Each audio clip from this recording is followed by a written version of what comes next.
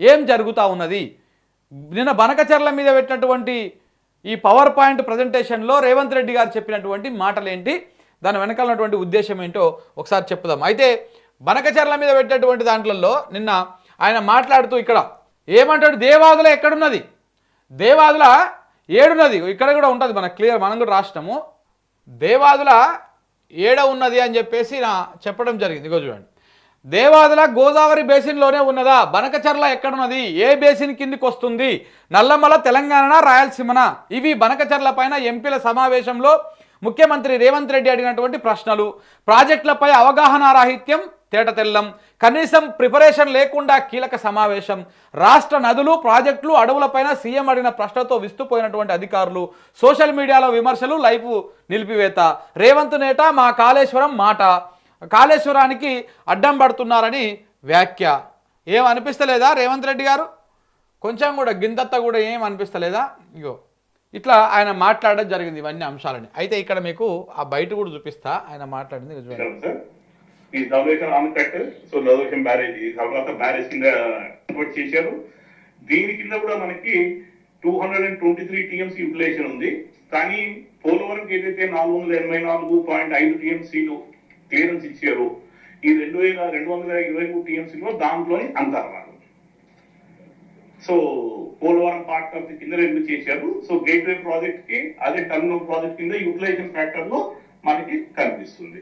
So Polavaram వరకే ensure చేయాలి అనేది సిడబ్ల్యూసి చెప్పిన అంశాలు. దాని అనుగుణంగానే మొత్తం ఈ గోదావరి రివర్ సిస్టమ్ అంతా తెలంగాణ అండ్ ఆంధ్రప్రదేశ్ లో జరిగే వాటికి క్లియరెన్స్ కానీ అన్ని ఇస్తా ఉన్నారు సార్ సిడబ్ల్యూసి వాళ్ళు. This is actually the main gist of the river Godavari sir. దీంట్లో మీకు మ్యాప్ పరంగా కూడా నేను చూపిస్తాను ఫర్ ది కన్వీనియన్స్. మీకు చూస్తే సార్ ఇందాక చూసినట్టుగా this is what is entire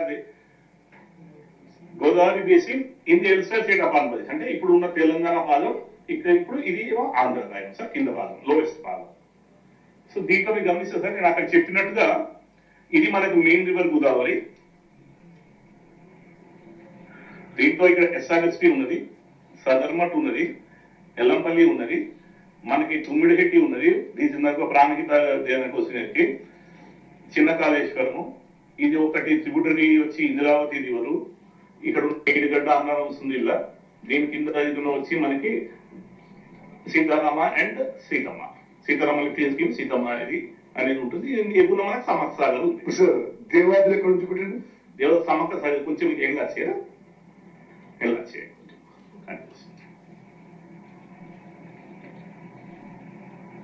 ఇక్కడ సార్. ఇది గోదావరి బేసిన్ కదా, గోదావరి బేసిన్ సార్.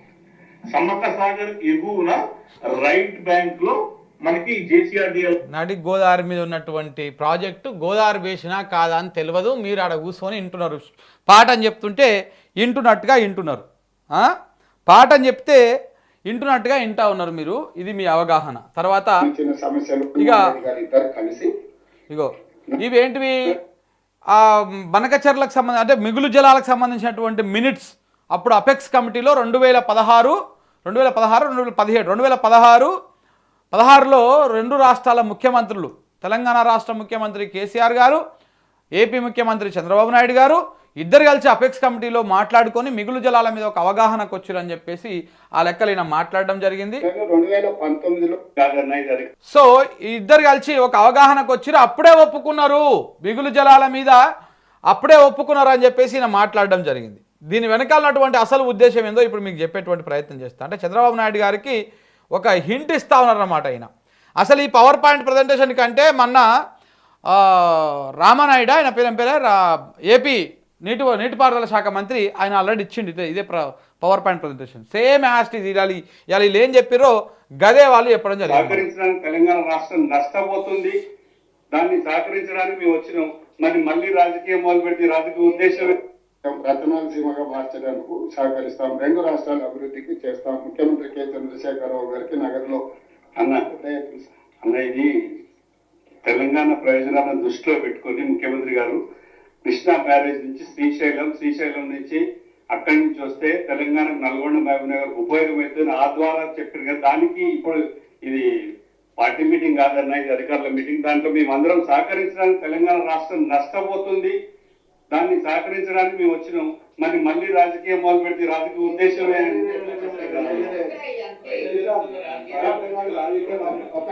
అన్న ముఖ్యమంత్రి గారు, మీరు చదివిన మీటింగ్ మినిట్స్ అన్ని ఒక్కసారి మళ్ళీ కావాలంటే రీట్రేట్ చేపిస్తా.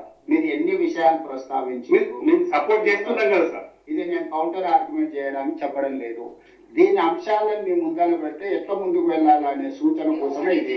మీరు క్లియర్ గా ఇప్పుడు మీరు చదివిన మళ్ళీ ఒకసారి నాకు అభ్యంతరం లేదు, మీరు పేపర్ తెచ్చి చదివింది కదా, మీరు పూర్తి స్థాయిలో ఏ విధంగా కేంద్ర ప్రభుత్వాన్ని అప్పుడు మాట్లాడింది దయచేసి సార్ ఒక నిమిషం నేను మాట్లాడుకొని మీకు ఇచ్చిన అవకాశం, మీరు క్లియర్ గా మాట్లాడిండ్రు. మీరు క్లియర్ గా కేంద్ర ప్రభుత్వం సహకరిస్తలేదు, తెలంగాణ ప్రభుత్వం పట్టించుకోవడం లేదు. కేవలం మమ్మల్ని మాత్రమే మా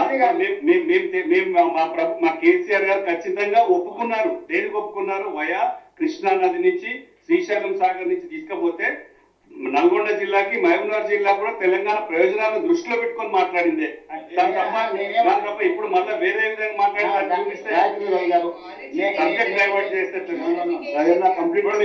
సపోర్ట్ చేస్తాను వస్తున్నాం కదా. రవిచంద్ర గారు, నేనేమీ సొంతంగా పొలిటికల్ స్టేట్మెంట్ ఇవ్వడం లేదు.